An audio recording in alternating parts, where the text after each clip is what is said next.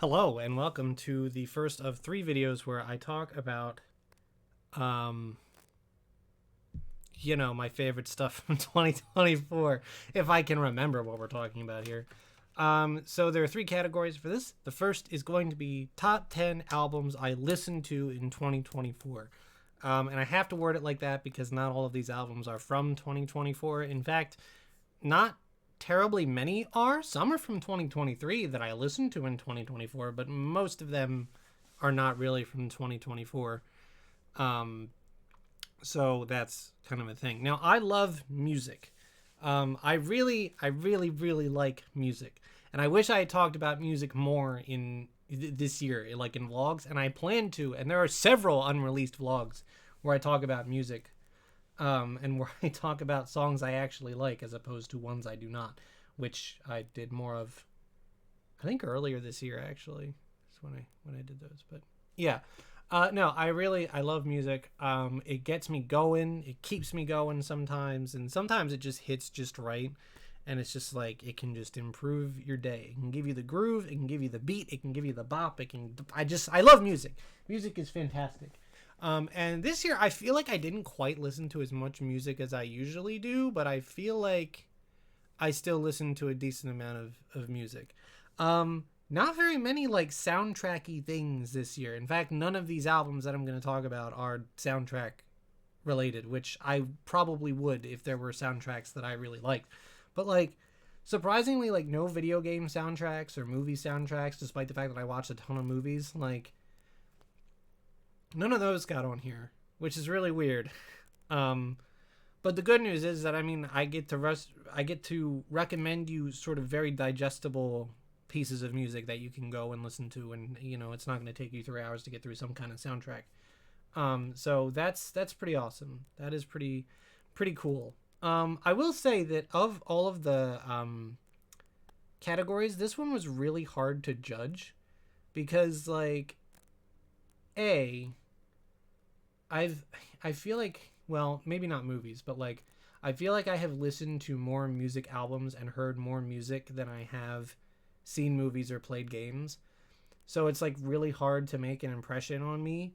So like the top couple are the top couple, and then the rest are all just like, well, I liked this. I don't know if I liked one more than the other, but here's just like some great things that I liked. So I don't know if it's like a necessarily a countdown in that regard. The top ones are the top ones, but like, you know, um, oh wow, people are already home. That's kind of funny. Jeez, did not time that very well. Oh well, we're gonna keep going because I just started, and they can hear me, so whatever. All right. So yeah, the top ones are the top ones, but like, but beyond that, it's kind of weird. Music is also kind of the only category where it's like, okay, I need to listen to each album several times before I actually get it. And I think it's just because like with music, there's really nothing else to get. You know what I mean? It's like a movie, you watch it once and you kind of understand it. But like with music, it's like I got to get used to it, especially because there's not as much to differentiate music. I think it's like you really got to listen to it and get used to it to pick out all the minute details. We're going to talk about that immediately with number 10 and what that means. But yeah, um, it's just that it's an interesting thing with music where it's like I can't judge it until I've listened to it a couple times. It's very much not fair to the album and the artist to judge it based on based on like just one listen where everything sounds the same. It's like interesting how music feels denser than like movies and video games. I don't know how that is, but it just is. I forgot to change my shirt for this vlog. God damn it. So yeah, I will we'll maybe talk more about my thought process. I did listen to more than 10 albums this year though. A lot of them are on my list, but some of them aren't, like the Kills God games. That sounds like the Kill God Games by the Kills rather. Was an album that I listened to, and I didn't really rank or review because I didn't feel like I listened to it like enough, so I didn't feel like I could make a good judgment about its quality versus everything else that I liked. So there's that. I know Kafune Running, or Running by Kafune, rather. I don't know why I'm not talking about that. Was another album I listened to and didn't include in my list because I didn't listen to it enough. It's good. Um, I actually have it listed as number 10, but I changed it. But it's a good album. If it had been, it's short though, and if it had been combined with their recent EP that has perspective and shadowboxing on it, it would have been on the list easy because I love those two songs, and I'm sad that they're not on that album. And it could have used them because so much of that album is like chill, and like I need a little bit more excitement in my album. But I will always recommend Tech It by Kafune. And also Shadowboxing and Perspective are really great songs, and I do love Kafune, so hopefully they make another album and some of it is a little bit more exciting. But bands tend to not get more exciting as they go along, as many other bands like The Regrets have taught me. They like started out like this really cool, like, you know, like kind of punk band, and now they're different, and it's not bad different. Like Further Joy is a good album, but you know, stuff. There are also some other albums that I think I could have included here, like the deluxe Green Day Nimrod. Nimrod by Green Day, rather. Cool album. Nimrod always ranks because it's a freaking great album. The Live at the Electric Factory disc is on point. It is a fantastic live Green Day performance, which all of them are, so why wouldn't you? Also, I think Villains by Queens of the Stone Age I got for Christmas last year, along with The Kills. And I really liked that album. But I couldn't remember if it was last year or not. If it wasn't, then I probably should put that on here because I do really enjoy that album. The where is it actually? It's here somewhere. Oh god, I'm not gonna be able to find it in time.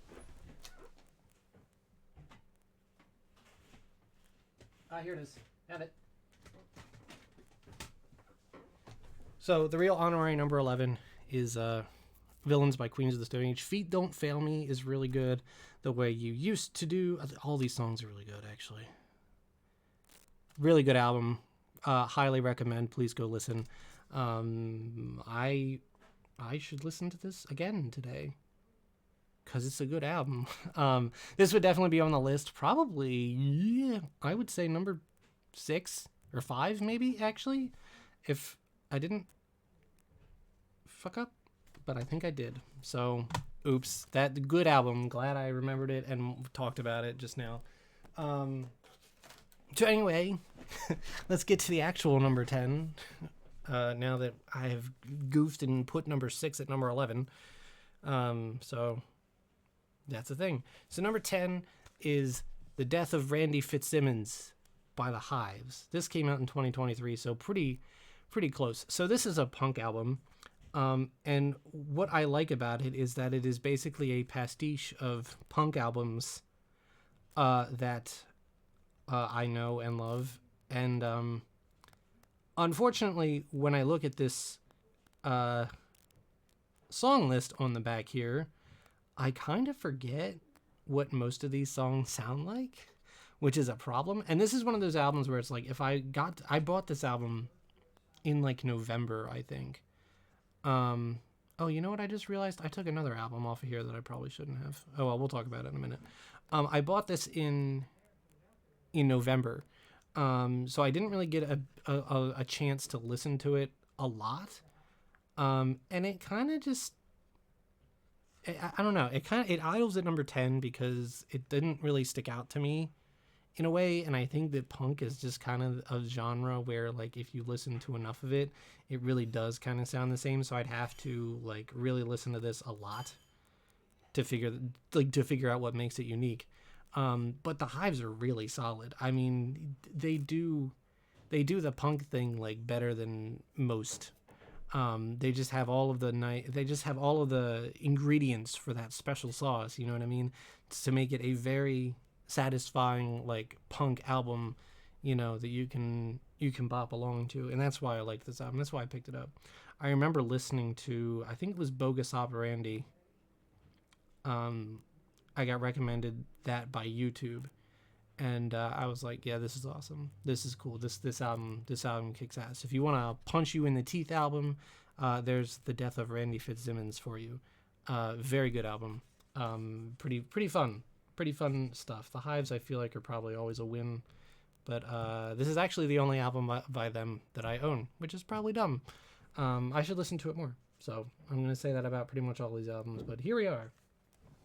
So there's number 10. Number 9 was... So I originally had the Hives at number 9. I moved them back to number 10. 10 was Running by Kafune, which I have over there, but I'm not going to grab it. But after thinking about it and reviewing some of the songs on it, I decided to put After Destruction by Descartes Acant, which is just... That's kind of how... I don't think there's like a actual spelling of their name. It's yeah, that, however you would pronounce that. And this is a 2023 album. I thought this was 24, but close enough. Anyways, so if you followed my thread on Twitter about my favorite, or about the media that I consumed, you would probably be surprised that this is on here, because I did not review it particularly well, because so many of the 12 tracks of this song are actually just kind of like not even spoken word, just like robot speak. And that's very disappointing. But the reason it's so disappointing that it makes me a little bit angry is because the songs that are on here are so freaking good that, like, if there were 12 of them, this would be way higher up in my list. It'd probably be like number 4, maybe even number 3. But no, half of the songs on here are not songs, so I really can't. I can't in good conscience as an album rate this like better than some of the other stuff on here. But the songs that are on here are like fantastically weird and lovely and wonderful. And I will go ahead and recommend The Mess We've Made. I think about that almost every time I get in the car. And if you listen to it, you'll figure it out. Raindrops of Poison is delightfully weird. And of course, After Destruction is goddamn a bop. This band, as I can tell, is basically from another planet. Their albums before this were themed differently. Like this is like an 80s, almost like techno pop sort of themed album, mixed in with some nice heavy strings. But like previous albums were like almost like gothic themed and stuff. They're freaky and awesome. And I mean, just like, look at these fucking outfits, man. I love bands that do shit like this. I love bands that really create their own, there's a picture of them in orange or yellow, yeah. I really love bands that have an aesthetic like this, that are just like, let's be weird, let's create an image to go with the music. And there's definitely a concept to this album that I wish I got more, because I'm sure all of this text actually makes up for some, like, explains some of the spoken word, so to speak. So I'm sure it's like a better album than I give it credit for. I just wish there was more music on it, because I fucking love the music that is on it. It's what I got stuck in my head right now, actually. So I think that's pretty much a testament to how good it is and the kind of aesthetic that it is. And I think it's actually got some good things to say, but like, you know, I really haven't listened to it much since I bought it because of that. I was just like, man, if I put this in, I want to listen to the music and not, you know, a robot tell me how to feel, which is basically the point of the album, but whatever. That was number 7, 9. I'm good at numbers. Number 8 is Toadies, Rubberneck. Definitely not a 2024 album. This, in fact, was released in 1994. A classic sort of grunge album. I hate that I cannot remember. I hate that when I can't look at an album and remember what, like, the songs on it sound like. But I know I like it. Like, it's been a while. I should have listened to it a little bit more before, but like that would take a lot of time, so I didn't. Possum Kingdom is a classic. Backslider is awesome. There's another album with a song called Backslide on it, which is, I think, what got me to buy this album, actually, because every time I saw that name, I was like, dude, there's a Toady song that's almost called that. Um, but yeah, no, this album's really good. It got better as I listened to it. Very solid, very cool grunge album if you like that genre. Um, I remember what I Burn sounds like. That's cool. That's a cool song. I know it seems like I had better things to say about the other albums, but I did really like this album, and it's one of the few albums from this list that is actually from like before 2010s or something. So like I didn't do too much history in this year. Although I did buy No Doubt's Tragic Kingdom, but I didn't rank it because I think I only listened to it all the way through once. Um, because I was listening to it one day on the way to work, and I realized that like pretty much every song, Gwen Stefani sings like she's falling off of a surfboard, and that kind of annoyed me, and I haven't listened to it since. Also, a pretty decent album. I love Spiderwebs and Just a Girl and Don't Speak. All the singles on that are really good, but the rest of them are just like, okay, I can only take so much of you falling off a surfboard. Toadies does not have that problem. I actually love the guy's voice. It's really intense.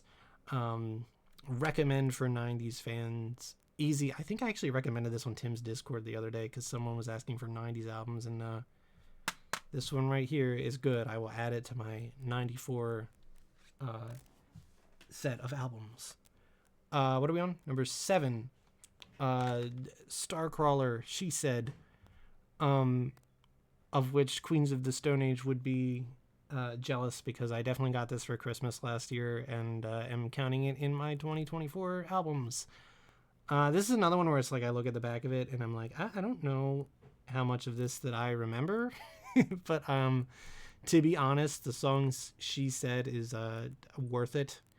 And honestly, I just like plugging Starcrawler because I think their band name is really cool, and I think they're really cool. They're young. They're a nice young band, and it's cool to see them making music like that. I'm glad that music like this is still being made. They're kind of like a grungy punk sort of operation. Very edgy. This is actually probably one of their less edgy album covers. Most of the rest of them are like white with like blood on it, so but they're not like metal or anything, so that's cool. I feel like they're one of those bands that have kind of gotten a little bit softer as time has gone on. I feel like their first album was a little bit more like punk, and then as they go through, they're like a little bit less punk. But I really do like this album. Honestly, this is just me plugging Starcrawler because I like them. She Said, the song, is actually one of my lost, unreleased vlogs where I talk about that song, and I have a good memory of She Said because I showed it to Tim at MagFest, and I remember being in the hotel room and like bopping to it, and it's a good memory from this year. So I think that's one of the reasons why this ended up higher than Toadies. I've listened to this more than Toadies, I think, but I thought of that before, where I was like, I should listen to all these albums before I do a video like this, and I didn't, and now I'm paying for it. But it's a good album. Go listen to it for yourself. Don't just take my word for it. It's not that long either because it's punkish. So yeah, I know Roadkill was fun, and She Said, and I think Thursday was another song I'm just gonna like spend today listening to albums and then make a video. That's how this works. This was dumb. But no, what isn't dumb? Starcrawler, She Said. So that's cool. That's number 7. Number 6, I do not possess in physical form, so you're just gonna have to imagine it. Number 6 is an album called The Vegas A Go-Go by Dresden the Flamingo.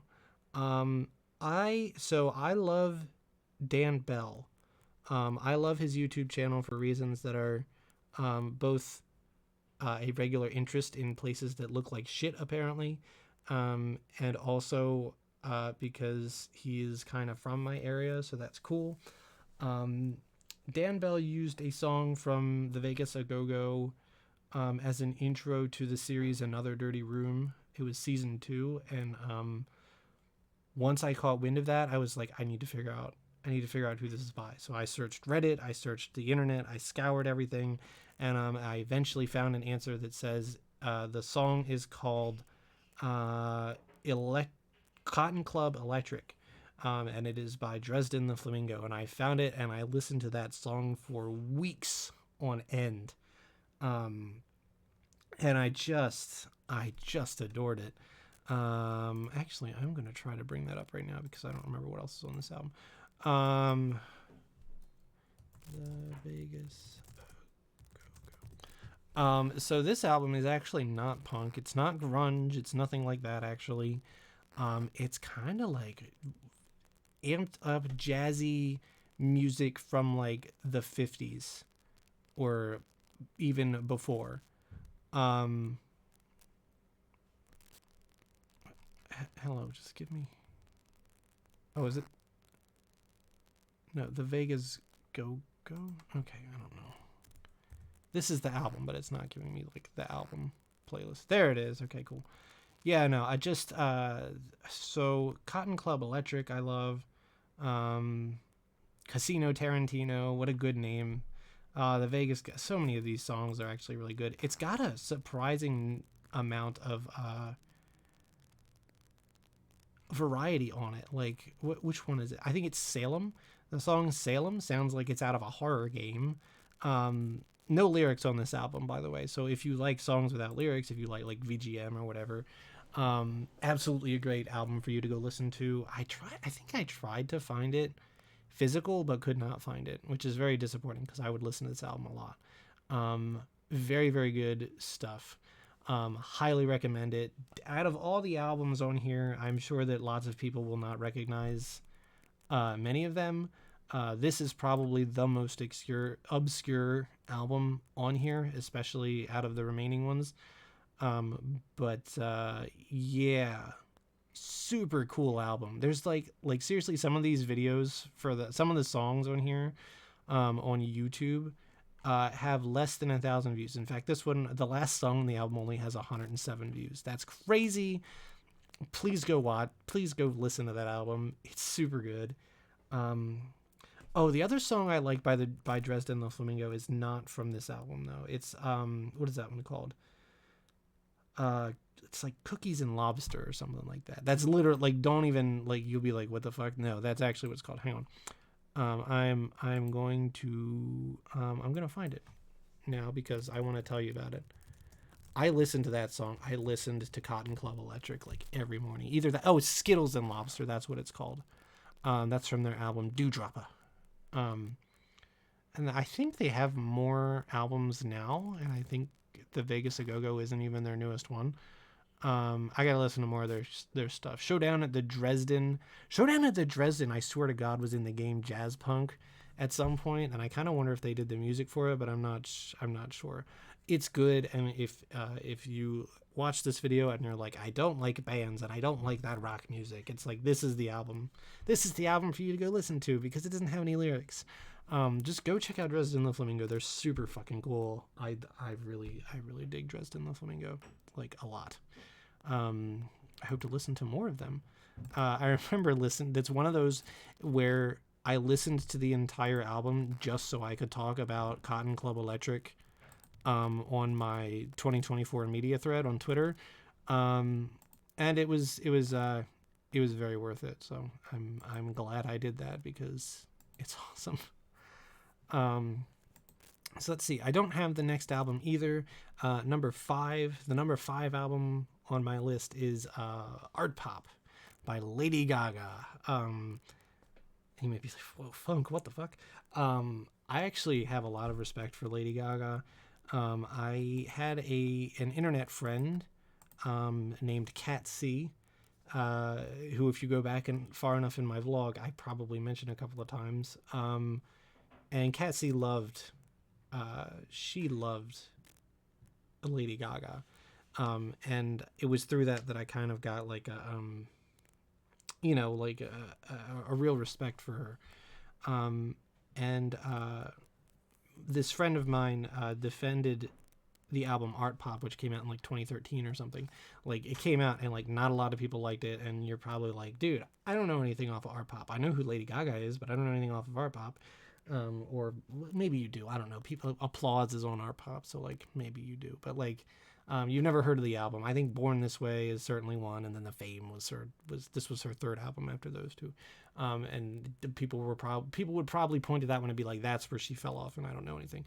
But my friend defended this album. She was like, it's really good. I think it's one of her best, and and I never listened to it for 11 years until this year. I think I was thinking about Catsy, and I was missing her because I haven't talked to her in a very long time.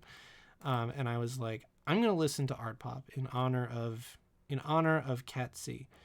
And I did, and it was a very good album. I got hooked on the first song, Aura, which has become a word this year. It's become one of those words that people just use now. I love that song. I love that song a lot. I listen to that song a lot. And I often think of that like acoustic guitar riff that's in the middle of it. And I'm like, how has another song not done that? But this album really was ahead of its time. So much of it sounds like shit that came way later. She was really ahead of the curve on this one.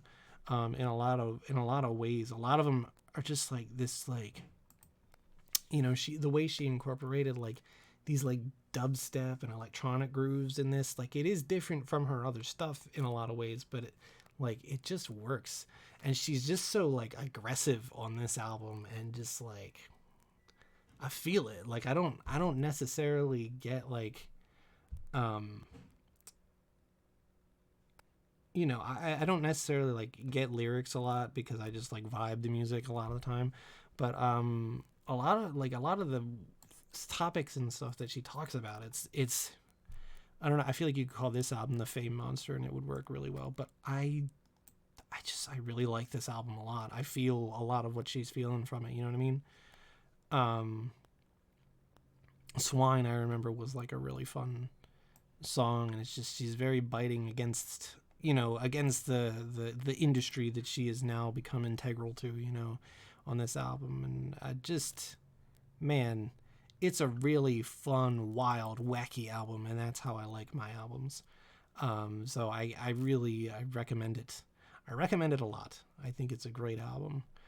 Even if you're not really into pop, I feel like Lady Gaga is you could do so much worse in the pop world than Lady Gaga. All of her singles are, at very least, I enjoy listening to them when they come on the radio. And I feel like art pop should have been a bigger hit than it was. I think what were the singles?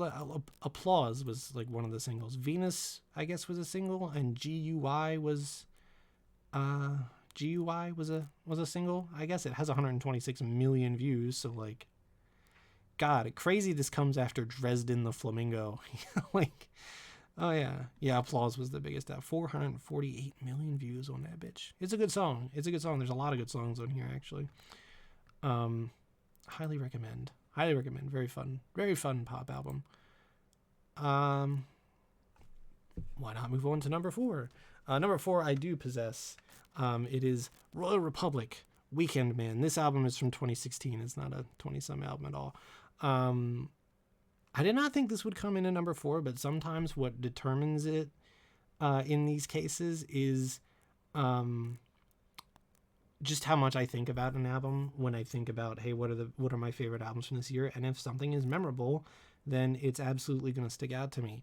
Royal Republic does that. Every time I would think about it, I would think, oh yeah, Weekend Man. I really enjoyed that album. And it ended up becoming, this album is what happens when I listen to the Hives enough, right? Because like at first I was kind of like, well, this isn't really anything special. But the more I listened to it, the more I was like, I fucking love this album. This album gives me the vibes of like being in high school and like discovering music that sounds like this. It sounds like an album from that time, from like the late aughts or something. And this is a band that tries a lot of variety in their songs, which I love. They're sometimes punk. They sometimes sound like Foo Fighters. They sometimes sound like Franz Ferdinand or like The Strokes or something. Just the grooves are immaculate. The vibes are immaculate. It's heavy enough to keep me interested in rocking out to every song. And it's got an incredible sense of humor to it. The song Walk is about walking, like, and all of the reasons you would walk. There's a song in here called Kung Fu Lovin'.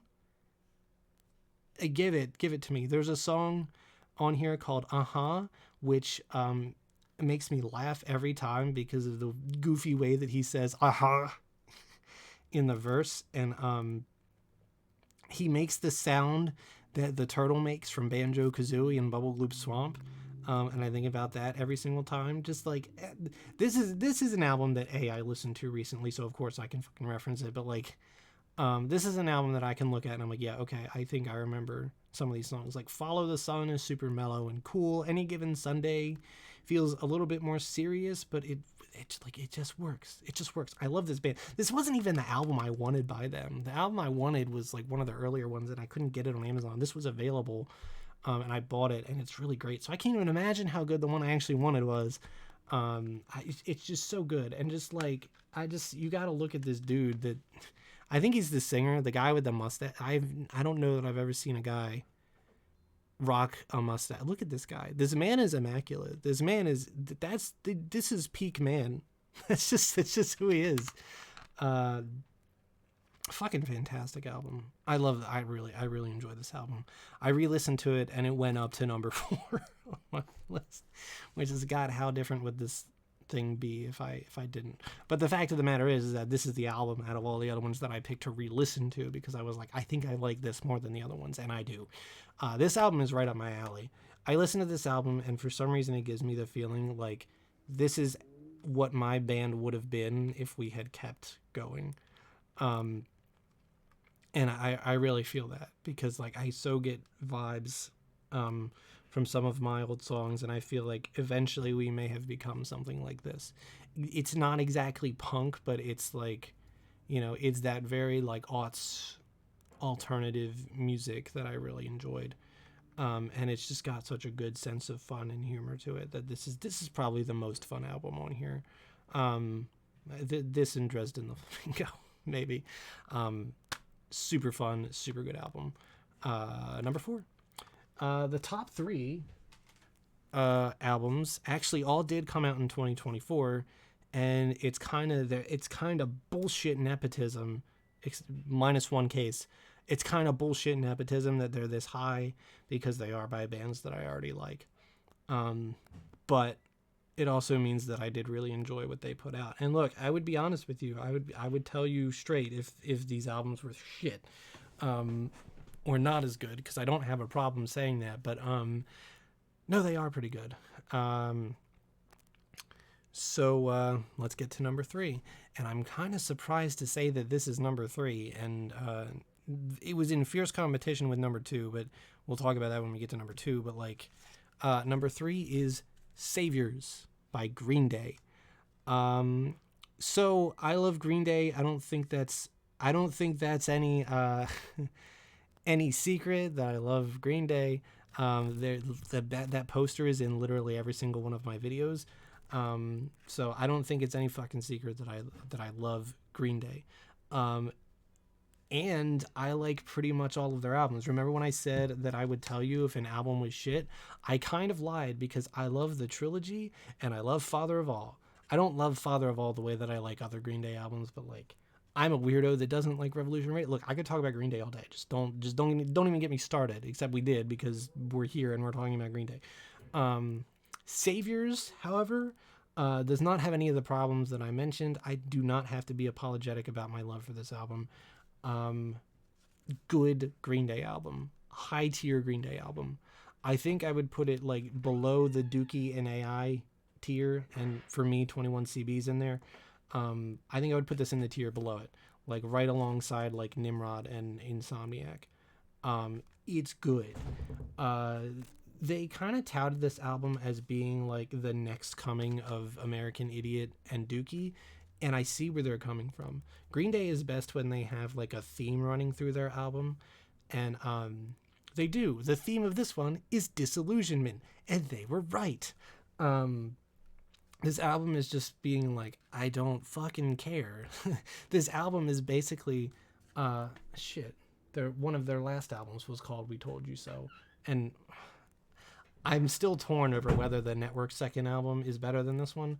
But this album is really good.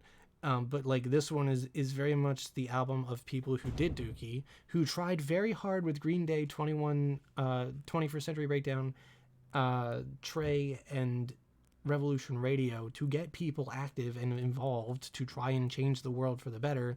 And this album is like, fuck it, that didn't work. So it's kind of got this weird, like, it circles back to the irreverence of Dookie, which is kind of fun. And I think that Green Day are at their best when they basically just don't give a shit. They try a couple of new things on this album. Dilemma and Bobby Socks are really good because Billy like tries this like screaming sort of thing, which is great. It's too bad they aren't in more of them, but like even the filler songs on here I feel like are pretty good. I actually really love Corvette Summer and Susie Chapstick. Just really nice. Um, it's a solid Green Day album, and I can't stress that enough. If you whatever era of Green Day you're from, you'll find something to like here. Look, Mono Brains is classic. 1981 is classic Green Day. You know, The American Dream is Killing Me is absolutely modern Green Day, and so is Strange Days Are Here to Stay, Living in the 20s. My only problem with this, and the reason it's not higher, is because it still sounds like Green Day. There's some of these songs you could pluck right off of here and put on some other Green Day album, and it would not sound out of place. It gets high marks for songs like Dilemma and Bobby Socks that do try new things, but some of these just like, I feel like I've heard this before. Living in the 20s is like Horseshoes and Hand Grenades, but different. Strange Days Are Here to Stay, I'm pretty sure I've heard somewhere on a Green Day album before, but I don't know where. Um, Father to a Son is a little hokey.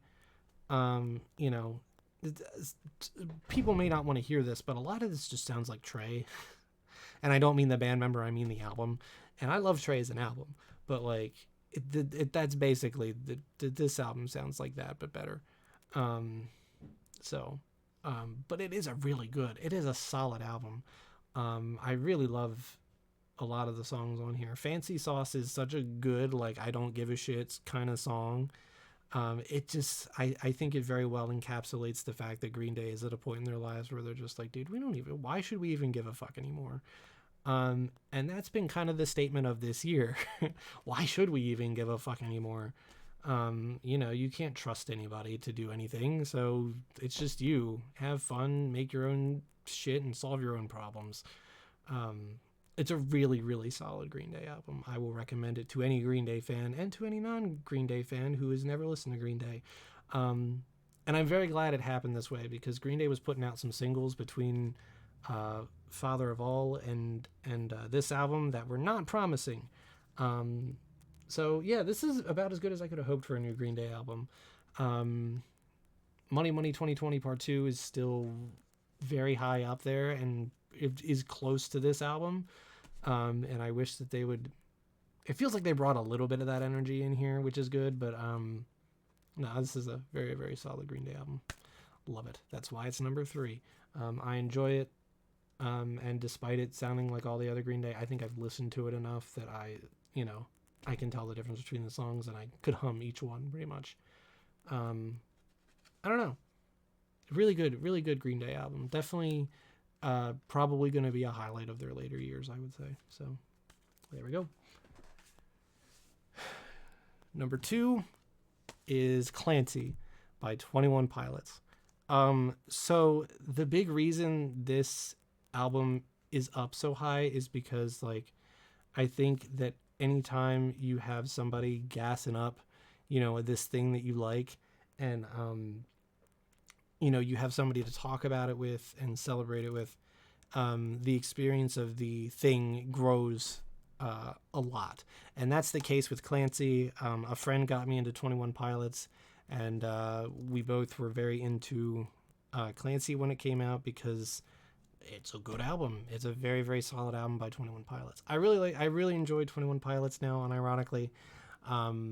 I've liked pretty much all of their albums. I even liked Psy because I'm fucking weird. And I just like them seeing go in a direction that isn't I'm super depressed.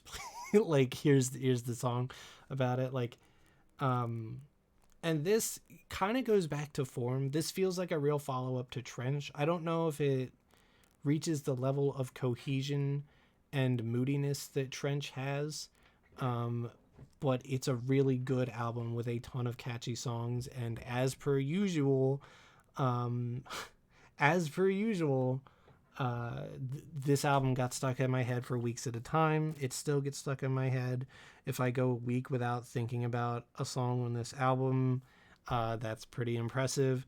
Um, but yeah, it's a freaking good album. It's really fun to listen to. The first couple of the first minute and a half of Overcompensate might be one of the best intros to any album. I'd possibly top 10 in that regard. And like 21 Pilots is a band that's really good at intro songs. I will always say that about them. That would be an interesting video to make, top 10 intro songs, although it would probably be impossible because I own hundreds of albums and know hundreds of albums and it's just awful. But like yeah, pretty much every song in this album is a bop. I don't care too much for The Craving. Lavish is a little weird. But like even songs like At the Risk of Feeling Dumb, it's like once I figured out what that song was, I was like, it's pretty good. It's pretty good. Paladin Straight is super chill and fun. Vignette kind of gets me bopping my head. Routines in the Night is a groove. Midwest Indigo. What's your ETA? If you can answer that, you're a real one. Next Semester sounds like a Foo Fighters song put on a 21 Pilots album, and I love it. Same with Navigating. Navigating sounds like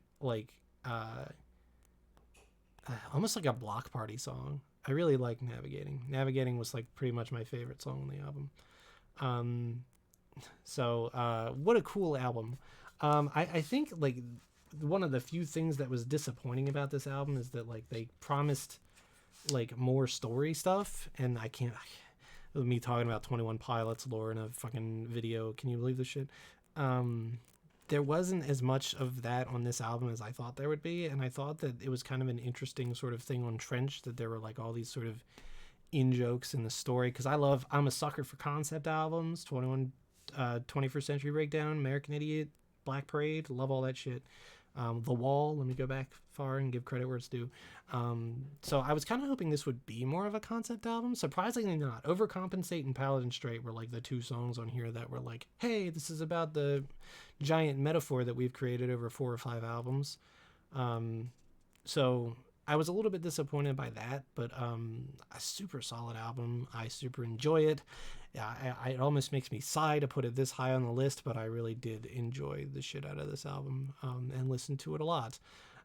Partially because there were days my friend would be like, hey, I listened to this song, and I'm like, fuck, I gotta listen to this entire album now. So that's great. Really, really fun. Really good album. If you've never heard 21 Pilots, this ain't a bad place to start, honestly. I think what's nice about this album is that it isn't as moody as Trench. I feel like it's a little bit more accessible. I feel like this is probably one of their more accessible albums. And in a better way than Psy is. Because Psy is not indicative. Scale to Nicey is not indicative of like the rest of the 21 Pilots catalog. But this one kind of is. This one has the 21 Pilots vibes and scale that you would find on like the rest of their albums. And I think it works incredibly well in that regard. So like very, very good album. Probably my second favorite by them, I would say. Trench being the first. But I think they're all pretty good. I just won't listen to this on the way to Mag. Actually, I probably could get away with this. At least I won't have Goner stuck in my head during Magfest and be all depressed. That was like the worst thing ever. So that was number 2. Before I talk about my favorite album of the year, I wanted to mention at least one song that if I were doing top 10 songs of the year would be really close to the top, and that is Lithonia by Childish Gambino. I fucking love that song. That song is such a vibe. Having every other line being like nobody gives a fuck is What a vibe. What a fucking vibe that song is. A couple other songs I liked. Starship Syncopation by I forget who, but look up Starship Syncopation. That one song from Dragon Quest XI, you know the one. I really liked the song from Jedi Fallen Order, Sugan Esena, the Mongolian yodel song. I love that song. I love that song so much. Lee Van Cleef by Primus. Starship Syncopation is by Corey Wong, by the way. I'm looking at my 2024 playlist. Controlla by Gorillaz, that was a big one. Chilly Down by David Bowie, that was a big one. Song of the Dead by Kana Boone is the first thing on my playlist for this year. So, also Dead Air, Teeth Grinder. I don't know. There's just a lot of songs.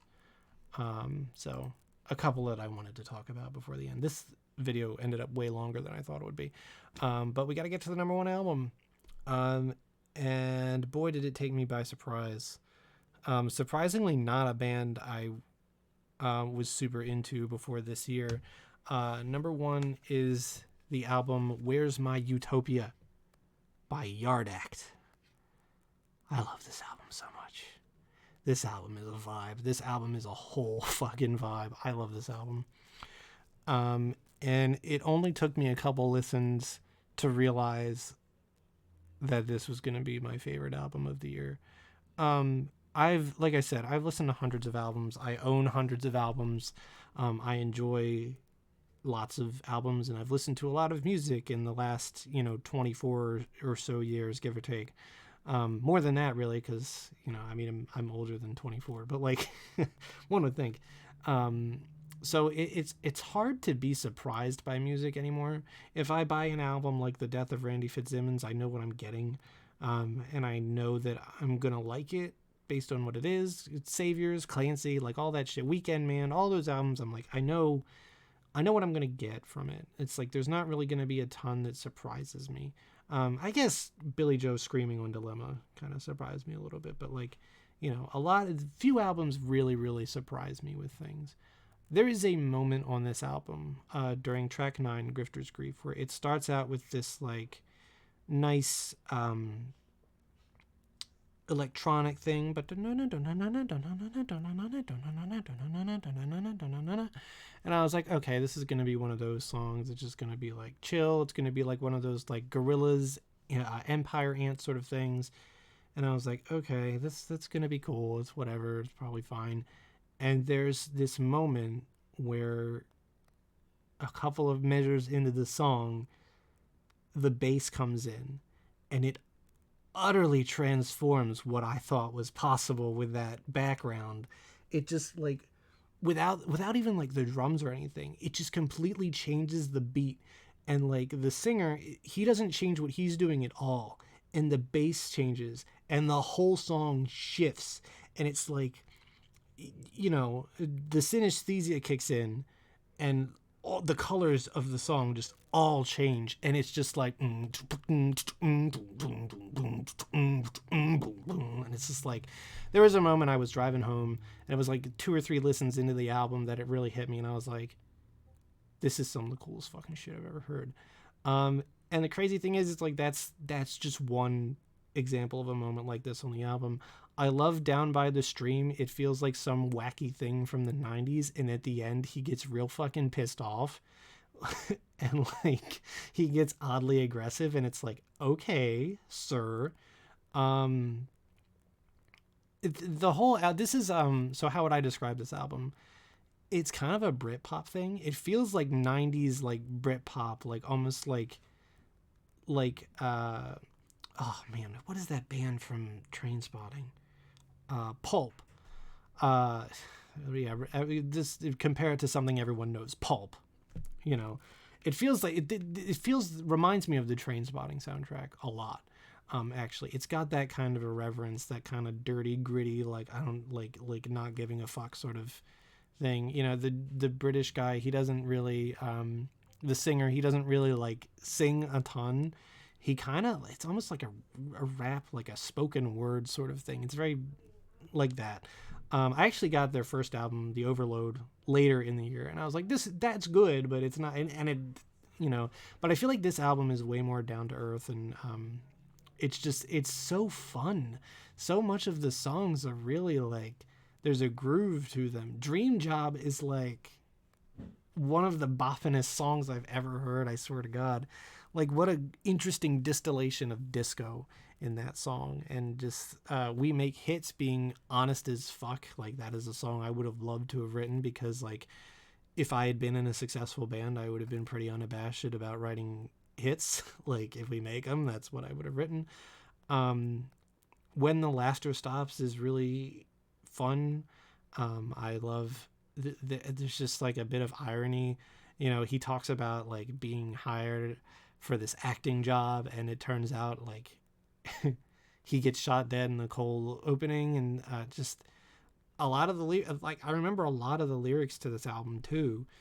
Can I recite them? No, don't ask me to do that. I just know them. Trust me, bro. I recommend every song on this album. And it's like, if that were it would still be a hell of an album. But what really takes this to number one and puts it like in the all-time greats for me is the cohesiveness that this album has. There's this song on here. I gotta talk about this song for a second here. And I really wanted to do a whole video on it, and maybe I still should, but like, there's a song on here called Blackpool Illuminations. And by all accounts, it should be like one of the most boring songs on the planet. It absolutely should. It's literally just this dude talking about this like small family vacation he took in years ago when he was a kid. And he's literally just fucking talking. Like, there's really not any semblance of him having a beat to start out with. He's just literally talking. There's like a guy interviewing him or something that you find out like 2 minutes in. But by God, if Blackpool Illuminations isn't one of the coolest fucking songs I've ever heard in my entire life. Like, it's a long song too. It's like 7 minutes, but you know what? It keeps me interested the whole time. And what's really fucking cool about that, you know how I said I like rock operas and shit? Blackpool Illuminations actually does this weird thing where it references other songs in it. So like, it talks about Fizzy Fish. It talks about Dream Job. It talks about,